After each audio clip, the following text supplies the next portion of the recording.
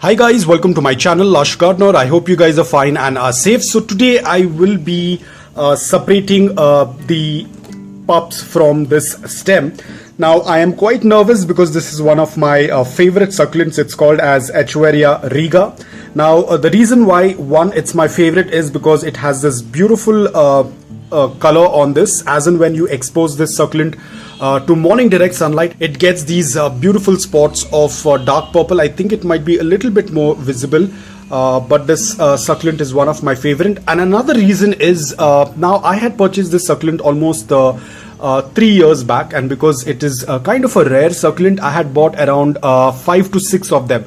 But while shifting the house from one place to another, I happened to lose all the others, and this was the only one that was left. And I have been very careful with this succulent because I'm not very sure if it's going to be available once again, because over the years 3 years I have checked with a lot of sellers and they don't have this succulent available with them, so it becomes even more precious to me. So I have to ensure that I will multiply this succulent and let this a variety of succulent go ahead with my collection. I want to have at least 5 to 6 of them.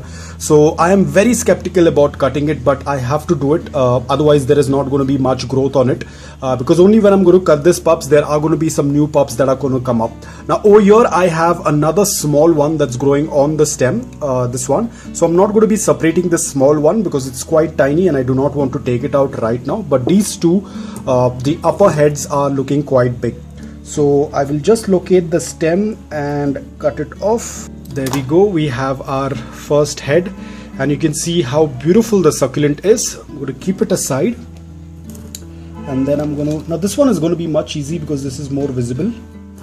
And there we go. We have our stem, the mother stem. So I'm going to quickly add some cinnamon powder on it,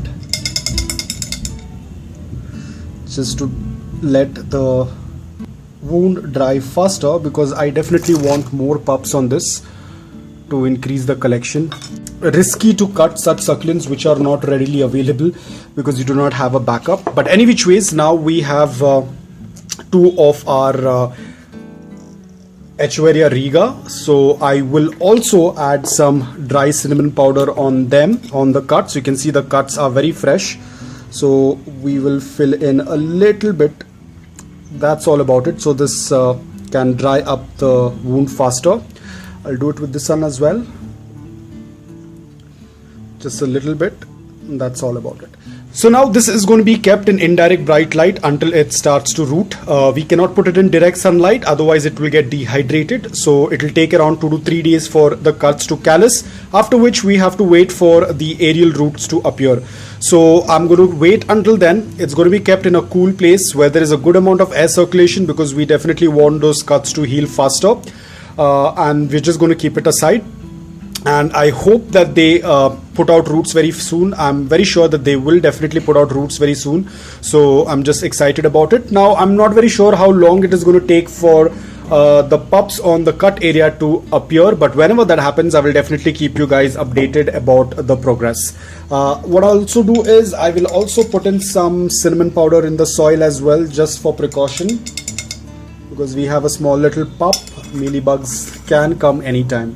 So I've just put in some cinnamon powder in the pot, and I'm going to leave these as it is. So that's all about it. So guys, I hope that you liked this video. If you did, please hit the like button. If you're new to my channel, please consider subscribing to it. Until then, take care, stay safe, and keep planting.